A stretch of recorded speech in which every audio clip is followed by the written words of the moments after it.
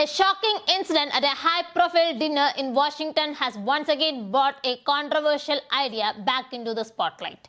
US President Donald Trump is now strongly pushing for a high-security ballroom inside the White House.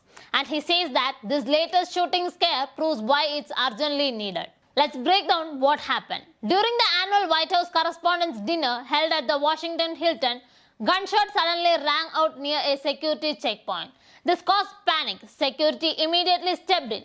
President Trump, along with top officials like Vice President JD Vance and others, were quickly evacuated from the venue. Hundreds of guests had to take cover and the entire event was shut down. Authorities later identified the suspect, a 31-year-old called Tomas, who was arrested at the scene. Report says he might have been targeting senior government officials, though investigations are still ongoing. Now, here is where the story takes a political turn. Within hours of the incident, Trump linked the shooting directly to his long-standing plan, building a massive ultra-secure ballroom at the White House. In his statement, he said, "This event would never have happened with the militarily top-secret ballroom currently under construction at the White House." He described the proposed ballroom as a highly advanced with top-level security, bulletproof glass and even drone protection. According to him, the White House is already the safest building in the world, and hosting such events there would eliminate risks seen in public venues like hotels. This ballroom project, however, is far from simple. It's a $400 million plan, and a construction reportedly began by removing part of the east wing even before full legal approvals were in place. That has triggered lawsuits and political oppositions. But after this incident, Trump is doubling down. He is now demanding that all legal challenges be dropped immediately so the construction can continue without delays. Interestingly, the idea is getting some unexpected support.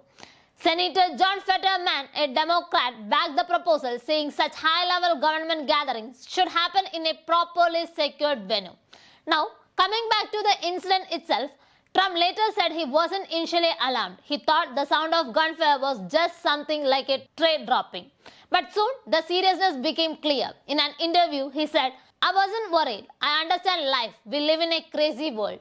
He also mentioned that security asked him to get down for safety, but he initially wanted to see what was happening. Despite the danger, he praised the Secret Service, calling them great people and crediting them for preventing a much worse situation. The First Lady Melania Trump was also present and reportedly realized quickly that something was wrong. Trump described the experience as traumatic for her. Meanwhile, investigators say the suspect had weapons including guns and knives and may have carried a written document outlining his intentions.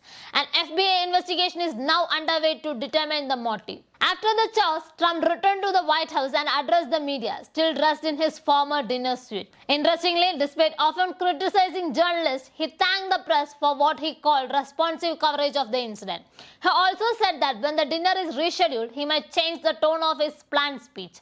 So, what does this all mean? At its core, this incident has sparked two big conversations. First, security. Should major government events be held only in ultra-secure locations like the White House? And second, cost and controversy. Is a $400 million ballroom really necessary, or is it an overreach? One thing is certain, this shooting scare has urged urgency to an already heated debate. And with investigations still ongoing and legal battles ahead, the story is far from over. So stay tuned with KTV to know more. Thank you.